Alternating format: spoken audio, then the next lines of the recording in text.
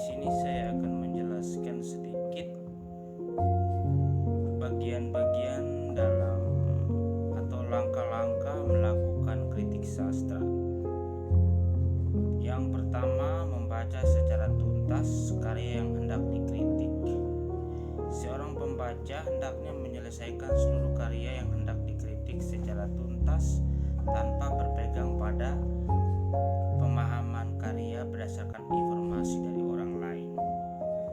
Seorang kritikus tidak boleh melakukan kritik terhadap karya sastra jika belum membaca secara tuntas dan hanya mengandalkan informasi dari orang lain. Sebelum proses pembacaan dilakukan, kritikus juga harus memiliki kesadaran bahwa menulis kritik bukan mencela karya, tetapi dalam menyampaikan kritik juga harus memiliki sisi objektivitas terhadap penafsiran, pengalaman, penilaian dalam melakukan kritik. Bagian pertama ini artinya Anda mempunyai sebuah data atau sebuah karya sastra. Anda harus menyelesaikan secara pribadi. Jangan Anda mendengar omongan orang lain lalu Anda mengikuti kritikan orang lain terhadap karya yang Anda akan kritik. Berarti Anda tidak punya pendirian. Anda harus objektif.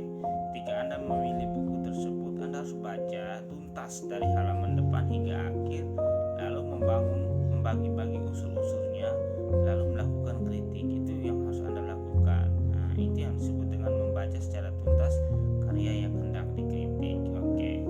Yang kedua, meminimalkan adanya miskomunikasi antara pembaca dan teks sastra ketika proses pembacaan. Meminimalkan adanya miskomunikasi antara pembaca dan teks sastra ketika proses pembacaan. Artinya, ketika melakukan pembacaan karya sastra, penikmat atau kritikus tidak bisa menyelam dunia yang disajikan dalam teks. Dapat dikatakan sedang terjadi miskomunikasi. Tentu dalam proses ini tidak boleh dipaksakan oleh pembaca. Alternatif dapat dilakukan dengan cara mengganti karya sastra tersebut atau dengan memberi jeda dalam proses pembacaan. Nah, artinya Anda harus mengurangi komunikasi antara pembaca teks sastra ketika proses pembacaan. Jangan terlalu memaksakan kalau Anda tidak menemukan hal-hal yang salah atau janggal dalam melakukan kritik terhadap karya sastra tersebut. Bagian ketiga itu memberikan tanda pada karya sastra. Catatan atau tanda yang diberikan ini akan begitu berarti untuk menunjukkan suatu hal yang menonjol, khas, meragukan, dan yang diduga sebagai sinyal plus karya sastra dalam menyampaikan tema, pesan, atau estetika teks. Pada tahap ini pembaca atau kritikus dituntut untuk menjadi pembaca yang kritis. Selain menandai pada bagian yang dianggap penting, perlu kiranya juga menyusun pertanyaan yang menjadi alat analisis dalam menulis kritik. Artinya, ketika Anda membaca sebuah karya sastra, Anda menemukan hal-hal yang menurut Anda perlu dikritik, Anda kasih centang, kasih spidol, beri tanda supaya Anda tahu bahwa ini yang harus dipertanyakan, ini yang harus diperbaiki, ini yang diberi masukan. Jangan asal-asal lompat sana lompat sini saja ya. Yang keempat, memahami secara kompleks karya yang bersangkutan. Proses ini sejatinya memerlukan lebih dari 2 kali pembacaan teks sastra. Proses ini guna mendapatkan pemahaman yang tidak hanya berhenti pada kelebihan dan kelemahan suatu karya saja, tetapi juga harus diungkapkan letak dan hal apa yang menjadi kelebihan. Kelebihan ini dapat disampaikan dengan porsi yang lebih luas dan mendalam dibandingkan kekurangannya. Proses pembacaan yang berulang akan memunculkan makna lain atau makna baru yang terlewat dari pengamatan saat melakukan pembacaan awal. Selain itu, pembacaan yang berulang ini juga dapat menguatkan dan memverifikasi temuan yang diperoleh dari pembacaan awal. Artinya Anda harus mempunyai pemahaman yang luas. Kompleks itu arti yang luas, memahami secara kompleks karya yang bersangkutan ya. Proses ini memerlukan lebih dari 2 kali pembacaan teks. Artinya Anda tidak bisa hanya sekali saja melihat teks tersebut lalu memberi masukan, memberi penilaian. Tidak bisa ya. Anda harus membaca lebih dari 2 kali supaya benar-benar bahwa kritik Anda ini bisa diverifikasi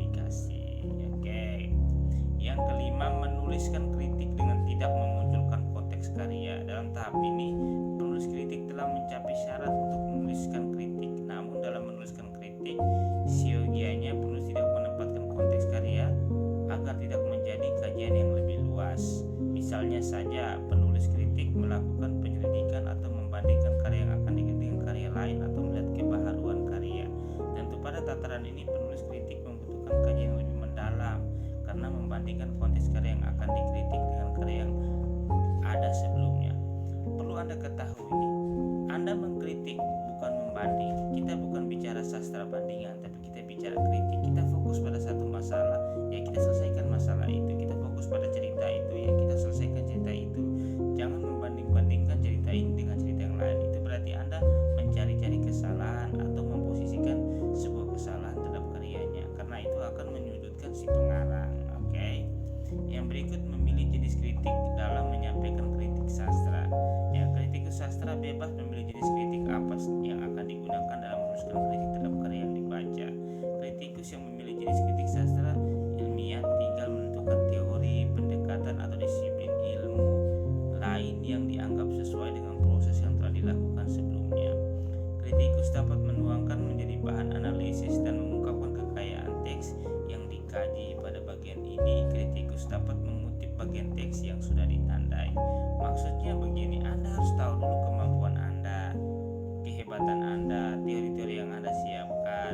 Baru Anda mengkritik. Anda harus cari buku sastra yang sesuai, cerita novel yang sesuai dengan kemampuan Anda, akademisi Anda, sehingga ketika Anda mengkritik, Anda bisa menyelesaikan masalah-masalah di dalamnya. Ya, mungkin itu saja yang bisa saya jelaskan. Karena ada beberapa bagian lagi, nanti kita akan lanjutkan lagi. Terima kasih.